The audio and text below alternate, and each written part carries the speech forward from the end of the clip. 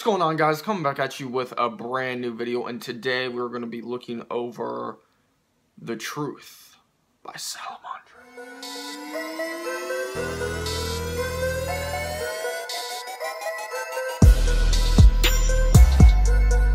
Alright, so I will link this below. It's just on Salomondrin's website. I'm not going to, put up screenshots of it or anything, but this, we're just going to go through it all, just talk about it, give my opinion about everything, and then I'll give you just a summary of what I think about really the whole situation in general.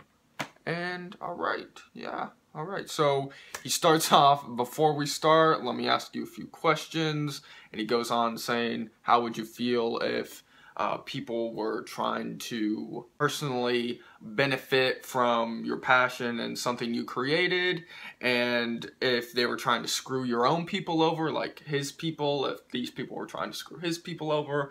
And then he, just goes on from there. He's clearly talking about, Farshad and Pedro and, them being, excluded from the Cupgang group in the beginning.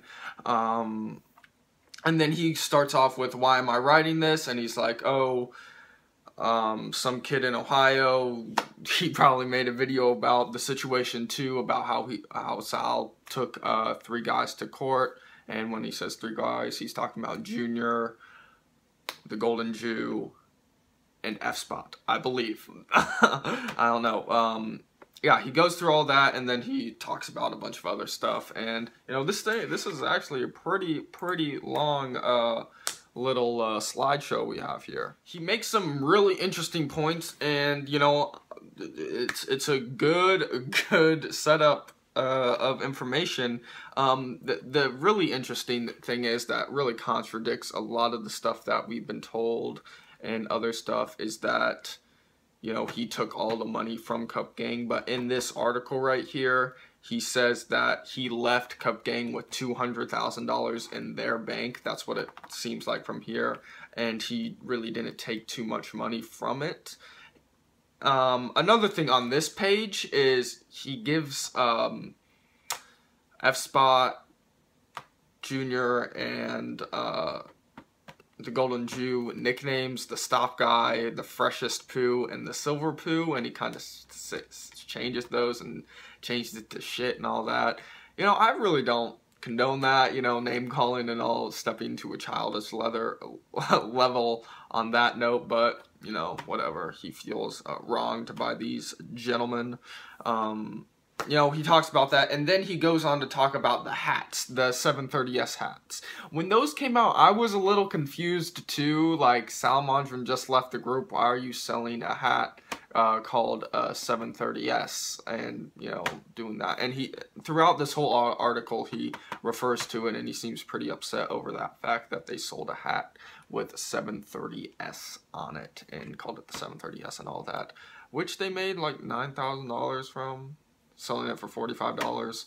But yeah, through that he goes on to talk about this whole thing that went on with this Porsche's Worldwide, Porsche's _ Worldwide, which I made a video on, and I completely supported Salomondrin in that video. If you didn't watch it, or just clicked on it to dislike it or whatever, but I completely supported Salomondrin in that video. What this Porsche's Worldwide account was doing was completely uncalled for and unjust, completely unjustified. So there does seem to be a bunch of filler stuff in here that really doesn't tied to anything, but it's just kind of like, oh, this happened, but let's move on. And then he talks about effspot, his altercation or interaction with Farshad at the O'Gara coach when he was dropping off his wife's Wraith, and he had a little interaction with Farshad and all that. All of that is skewed. But he brings up some posts made by effspot where effspot is saying, yes, I'll tell whatever to Farshad's face, just saying that this Pagani would look better with Farshad's face on it or whatever, just trying to be sarcastic or whatever. There might be something else in there, but yeah, Gordon, he says that, like, he's not a man or whatever because he didn't he didn't actually go by his word on the internet. He was like, oh, these people on the internet, they can't even stand up to what they're saying. That was his point. And then we scoot over into page 10, and he's talking about more about effspot and effspot leaking his address. Now, this is completely uncalled for. I get that, you know, there's a website and it has the address on it publicly, but intentionally putting it in your live stream to garner hate towards another person and other stuff, like that's his address, that like you could send packages or whatever to that address for his new home. And I get it, like, if, you know, a bunch of, you know, ruthless internet warriors were out there with your personal address, I get why your family would be anxious and have anxiety towards that fact. And, you know, I really don't condone Gordon's behavior in this sense right here. Like, I would never do something like that. But yeah, I mean, like I said in my previous video, the address is public, but, you know, people were bringing it to my attention that the intention of showing it on the live stream and everything like that, completely uncalled for, and I agree with those people. After that, we go into the whole 918 lemon situation, and really, you know, he points out, he talks about my videos. He was like, oh, I have all your videos downloaded and all this good stuff, and where I prematurely said that what I was saying and what I was being told was fact. But yeah, I took down that video right away, immediately. I don't even think it got 1,000 views. I think it has like 300 views right now. Like, it's down. I took it off like immediately because I knew it was wrong, but looks like Alejandro got to it. But yeah, I realized that, you know, I shouldn't have said the things that I said, and I took that video down. And along with several other videos in the moment, I probably shouldn't have made those videos. I mean, what I really based my channel off of was reporting, you know, drama in the automotive community, and I kind of got attached to one thing when I really shouldn't. I should have just let that go. I mean, it didn't even get too many views. It was just stupid. I mean, I was giving my opinion at the moment about Alejandro, but a little too self-involved, I believe.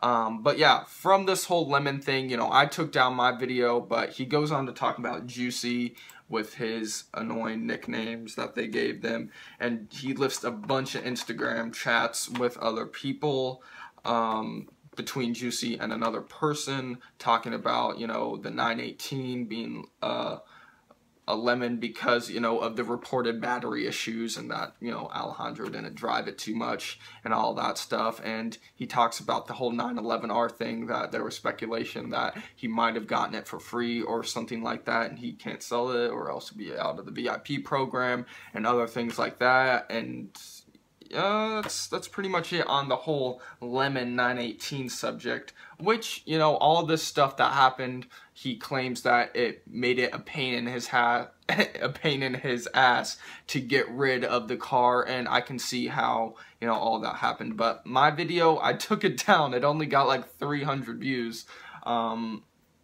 Nobody saw it, really.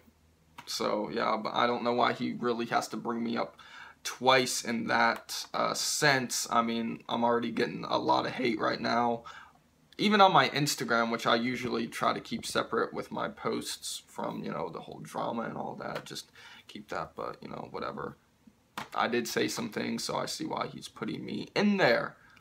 And now he's kind of wrapping it up. After that, he's kind of got all his evidence into place, and he does a summary, and he's like, I told these guys to go screw themselves, all of that stuff.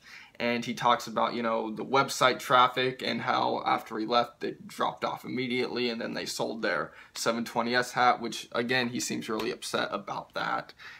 Goes off to talk about a branding strategy that the Cupgang guys had, and that he accidentally got sent this email.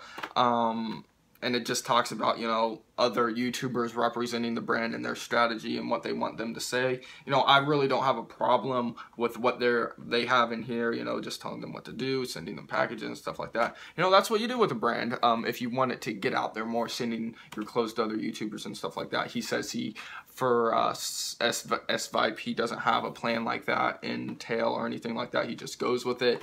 But, you know, Cupgang, they had a strategy. I don't see how that's bad or anything.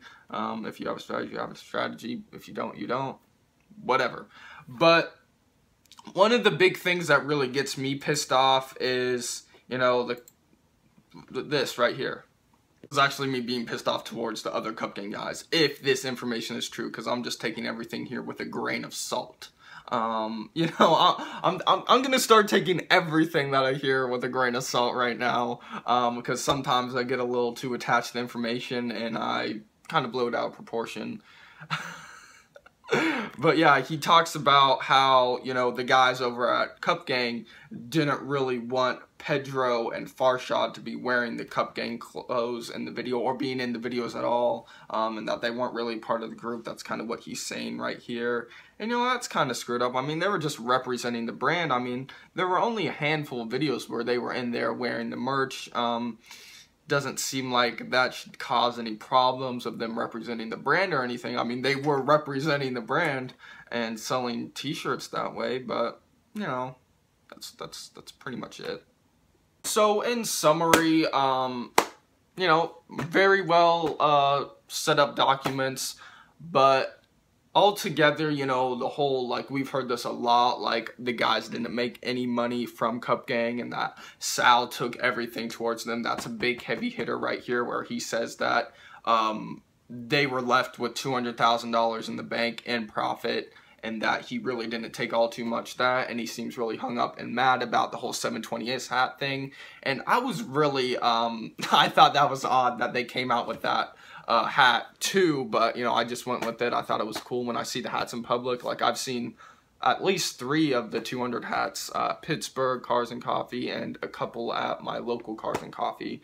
So, whatever, don't really care about that, but, you know, just the little things here and there, the stuff with Gordon, the leaking of the dress, completely uncalled for. I don't condone any of that stuff. And my videos, you know, I've taken down several videos that I've made talking about Alejandro and stuff, because I realized, you know, it was pretty uncalled for towards the direction of my channel. But this is where we're at right now. You know, I still represent Cupgang. I don't care about anybody who's behind it. I just like the message. Cars unite people, whatever. But the people behind it, I could care less. Again, you know, good for them for starting it up and all that. But, you know, I'm not really trying to attach anyone to this particular brand. You know, you have the people that like the S-Vibe thing, the message behind that, you know, not just pushing past all the bullshit that happens to you and all that. Whatever, good for you, but whatever, that's more of like a, you know, the direction of it is more of a personal thing towards Alejandro, so, you know, I'm not really too fond of that, but I do like the whole Cars Unite People message, so I'll continue to rep the merchandise. But that's pretty much where we're at right now. Yeah. If you enjoyed this video at all, like, share, comment, subscribe, and I'll catch you in the next video. See you guys later.